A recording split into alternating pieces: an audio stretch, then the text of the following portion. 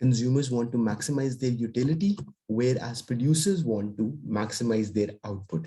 And what is limited on producers' end? Producers have limited investment, right? So they have limited resources with which they want to maximize their output, right? So that was the second major topic that we did. Then the third major topic that we discussed in unit 2 was types of cost. So in that we talked about in detail what are different types of cost, in which we looked at average cost, average total cost, fixed cost and marginal cost and variable cost. We looked at the graphs and we discussed why the shapes of each of those cost curves is the way it is, right? So we also discussed the reasons why each cost curve looks like the way it does, right? Then that was the third major topic. And then we are close towards completing our unit topic 4 within unit 2, which was market structures, right? So in this, we talked about 4 types of market structures. What is market structure? Market structure is basically certain type of market with certain characteristics. And there are 4 types of market structures that we discussed, which includes perfect competition, monopoly, oligopoly, and monopolistic competition, right? So yesterday we completed our discussion about oligopoly. Today, the last topic, which is kind of linked to this, is business objectives. So we'll discuss quickly what are different business objectives. It's more of a theoretical topic. And then after our discussion over business objectives, we'll move on and we'll do some essay questions related to unit 2, right?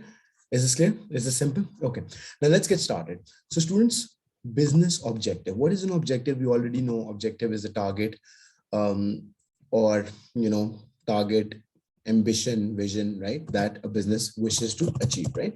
So what different type of business objectives can you think of?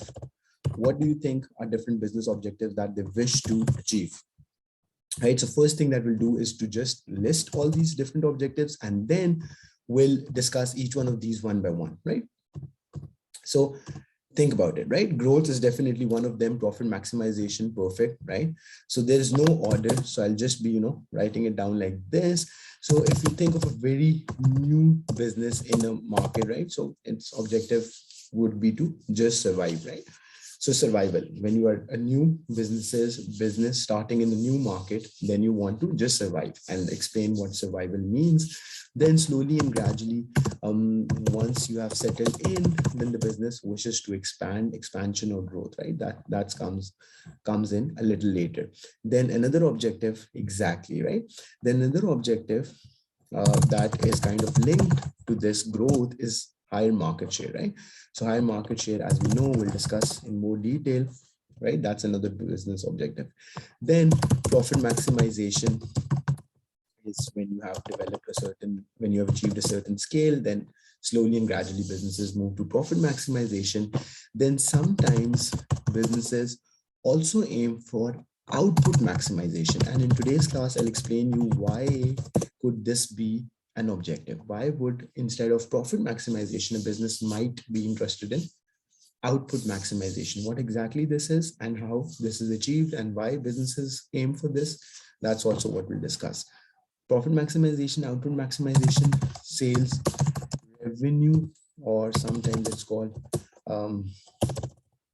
sales revenue slash, right? Simply revenue maximization is also an objective. And then another major objective that often businesses have is profit satisficing. So this might be a new word for you, right? Profit satisficing.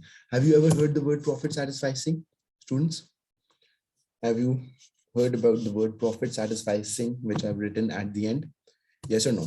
If you haven't, don't worry, I'll explain you, right? Because I'm assuming that this is a new term for you all. Okay, now let's get started on this. No problem. Okay, now survival is pretty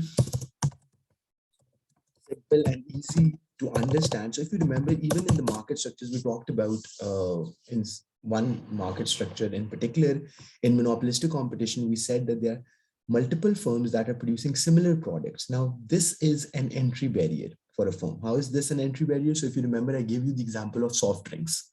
Soft drinks are an ideal example. Soft drink market is an ideal example of monopolistic competition. Why? Because otherwise the entry barriers are not that high. I mean, the investment that you need to produce a soft drink, not that high, not that difficult. Technology is not that complicated. People can produce, like firms can produce these products, but the biggest challenge in consumer markets, which are monopolistic competition, is the reputation of existing firms, right? So existing firms are so well established and they're spending so much on marketing and advertisement that it becomes difficult for the new firm to kind of make an impression on the consumer. So think about this. If you go to a shop to buy a shampoo, right? Skincare products, if I say, right? So a shampoo, or let's say a soap, or let's say some moisturizing cream or anything of the sort. Now you don't want to experiment, experiment on yourself any new brand. Are you getting me? Even though I'm assuming that it would be obviously approved by the different regulatory bodies, and there would be a complete product quality testing mechanism before the product was launched in the market, but still people have, at least a person like me would have reservations, and I would not very easily switch to a completely new brand. I want more brand. I prefer using brands that I'm more comfortable with and familiar with, right? So it is a major objective for firms are just starting already saturated and competitive. Right? Nothing about this. Saturated meaning that there are already couple of businesses, similar businesses that are operating there. And competitive, we know, is competitive could be on a lot of different dimensions, on a lot of different aspects. So competitive could be where there's more competition in the sense that there are multiple brands, or competitive could be in the sense that the prices are very, prices are quite low and things like that, right? Or the quality is